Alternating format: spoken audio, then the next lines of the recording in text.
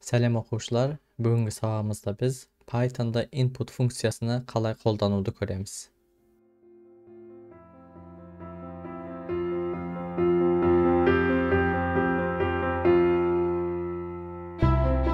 Алдыңғы сабақта біз print функциясын қалай қолдануды көрген едік. Ondan кейін болса айнымалыларды немесе variables дегенімізді қалай деген мысалы сызат етеміз, қолданамыз, соны көрген едік. Мен ол сабақта сізге айтуды ұмытып кеткен бір нәрсем, мысалы a тең 168 болса, бұл жерде a біздің variable немесе айнымалы 168 болса, оның ішіндегі сақталған сан немесе жазу сақтай аламыз деп айтқан едім мен сізге. Бірақ ол кезде мен сізге бұл теңдік белгісінің мағынасын түсіндірмеген едім. Python'da теңдік белгісі, бір теңдік белгісі қолданылған кезінде оқушылар, бұл екінші оң жақтағы нәрсені сол жақтағы нәрсеге енгізу деген мағынаға келеді. Мысалы, біз 168-ді a-ның ішіне қойып тұрмыз. Қазір бұл сол мағынаға келіп тұр. Бүгінгі сабақта болса біз деген input функциясын қолданамыз. Біз осы уақытқа дейін мысалы a тең мысалы жазулар жазған едік. 195, онан кейін мысалы b тең 160 дегендей жазулар жазған едік. Бұл мысалы бұл жазған шығарған variable'дарымызды біз деген кодтың ішінде өзіміз беріп тұрмыз. Бірақ біз кодтың ішінде еместе бұны деген сырттан біреу бергісі келсе, кодты көрмей, кодты ашпай, кодты көрмей, сырттан біреу бергісі келген кезінде оқушылар, біз онда деген inputпен қабылдауымыз керек болады. Input'тың бірнеше түрі бар, бірақ біз қазір тек қана жазу қабылдайтын түрін көреміз. Біз a тең немесе ат тең не болсын, Мұрат деген едік. Ат тең Мұрат. Ondan кейін print ат деген кезімізде бізге Мұратты жазып берген еді. Көргеніңіздей, Мұрат деп жазып тұр. Ал біз бірақ деген қолданушыға, компьютер қолданушыға деген біз атын сұрайтын болсақ, қандай ете аламыз? Бұл үшін оқушылар, біз ең баста print не дей аламыз? Атыңды жаз деп айта аламыз. Бұны біз деген жұмыс жасатқан кезімізде не деп шығады? Әрине, атыңды жаз деп шығады. Немесе сенің атың кім деп қоя аламыз? Сенің атың кім деп қоя аламыз?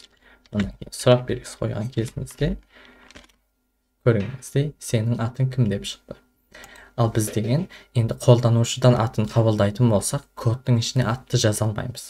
Біз ол үшін оқушылар input функциясын қоямыз.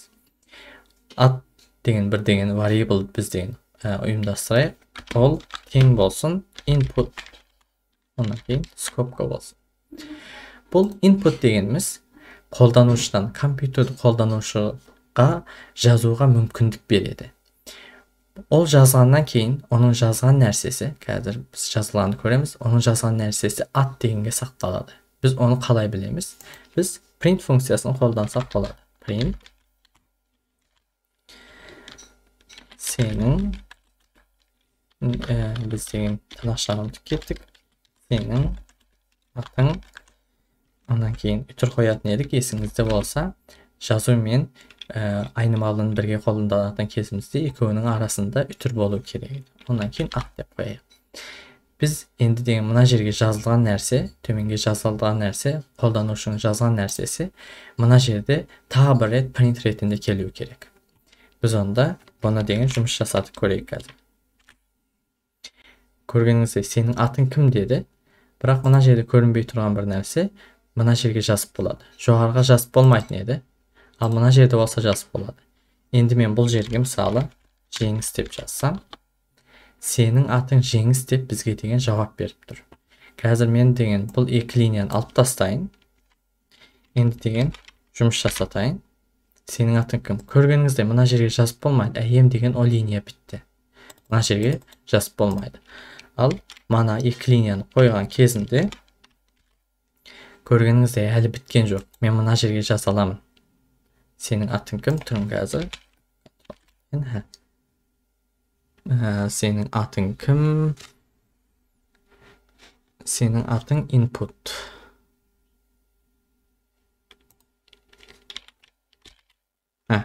Endi duruşmuş жасады.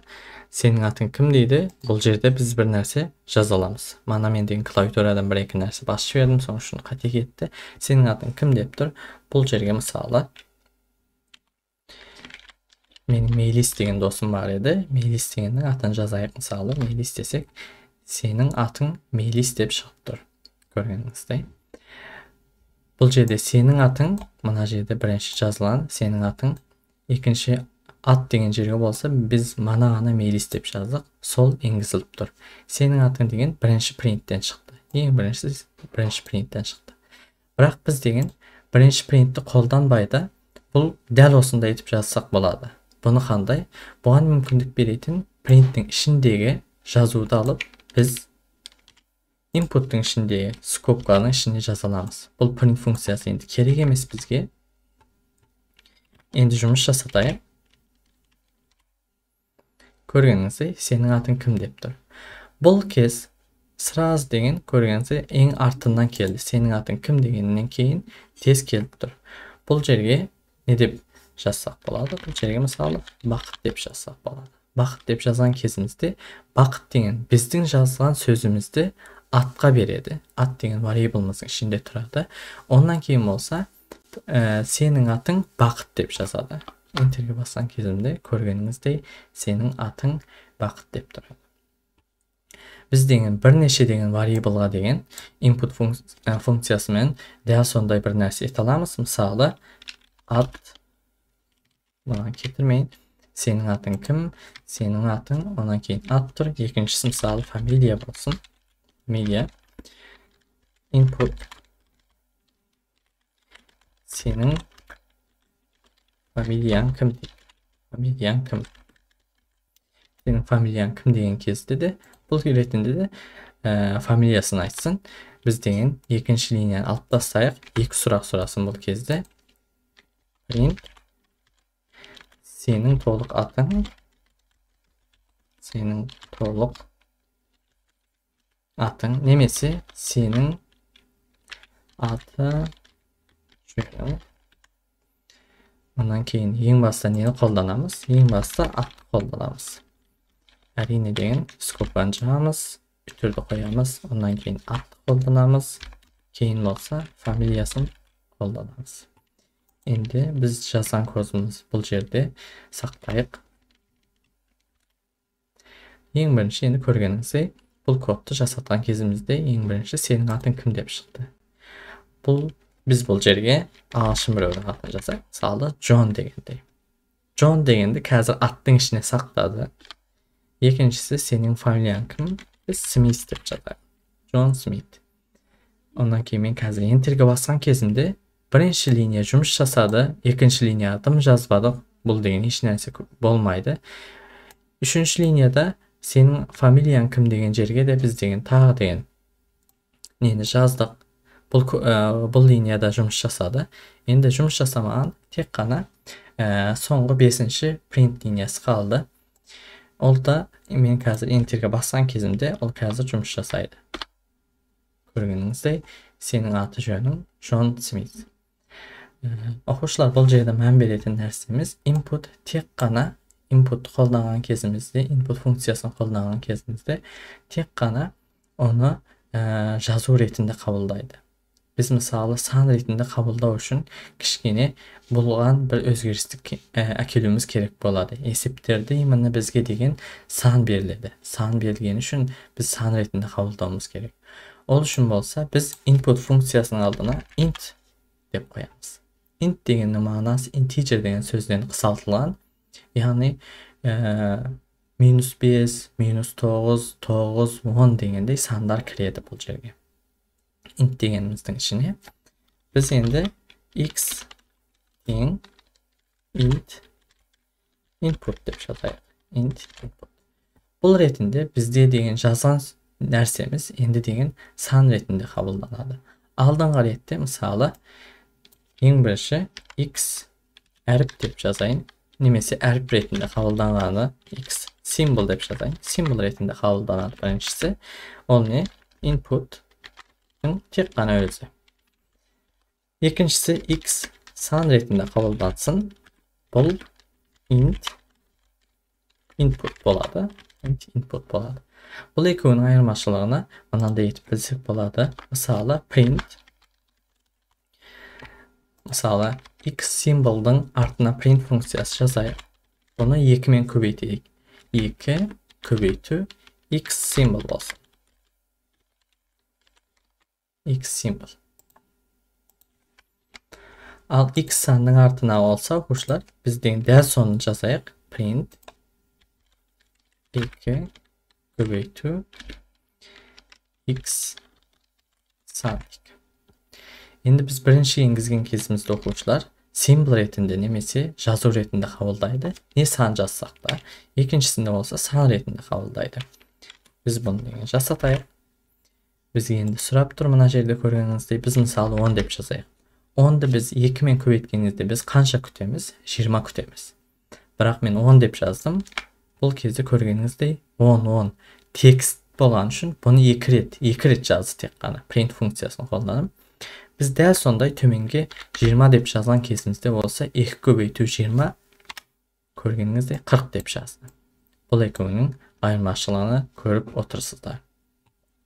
Жоғарыдағы тек input қолданған кезімізде жазу етіп қабылдайды, ал төменгіде болса біздің енгізген нәрсемізде баста жазу, онан кейін int қолданғанымыз үшін integerге өзі деген ауыстырады. Бұған conversion деп айтылады. Біз бұл жерде оқушылар тек қана деген бүтін сандарды жазамыз. Ал барлық сандарды, нүктелі сандарды жазу үшін де біз оқушылар float деген қолдануымыз керек болады. Себебі қазір мұнан алып тастайық. X сан 2 дейік. Бұл жерге мысалы float қойайық. Float input деп қойайық. Біріншіге оқушылар енді біз деген нүктелі сандар енгізе алмаймыз. Екіншіге болса нүктелі сандар енгізе аламыз. 2 көбейту x сан 2 болсын. Мен қазір бұны жұмыс жасатайын. Енді мысалы біріншіге мысалы 10.15 деп жазған кезінде көргеніңізде 10.15 деп жазған кезінде бұл қате деп береді. Неге? Integer, int дегеніміз тек қана бүтін сандарды қабылдайды. Ал float деген болса барлық сандарды қабылдайды. 10.15 минус 100.90 дегендей сандарды қабылдай береді. Онда деген біз дұрыс жұмыс жасатып көрейік. Тағы бір ретінде біріншіге біз деген сан береміз 25. 25-ті бізге 2 көбейтіп беру керек. 2 көбейту 25 деп беру керек. Көргеніңізде 50 деп берді. Екіншіге біз деген не деп берейін? 99.55 деп берейік. 99.55 2 көбейтіледі 199.1 болады екен. Көргеніңіздей input'тың тек қана өзін қолданған кезімізде оқушылар input'тың бір өзі жазуға арналған input болса біздің деген енгізілген сан символдарына сан ретінде қабылдайды. Integer ретінде қабылдайды. Ал float input болса, оқушылар біз нүктелі сан енгізген кезімізде керек болады. Себебі біз int қолданған кезімізде нүктелі сан енгізе алмаймыз. Бұл үшеуі сізге дейін түсінікті болған шығар деп ойлаймын. Түсінбеген жайыңыз бар болса төменге жазып қалдырсаңыздар болады. Рахмет.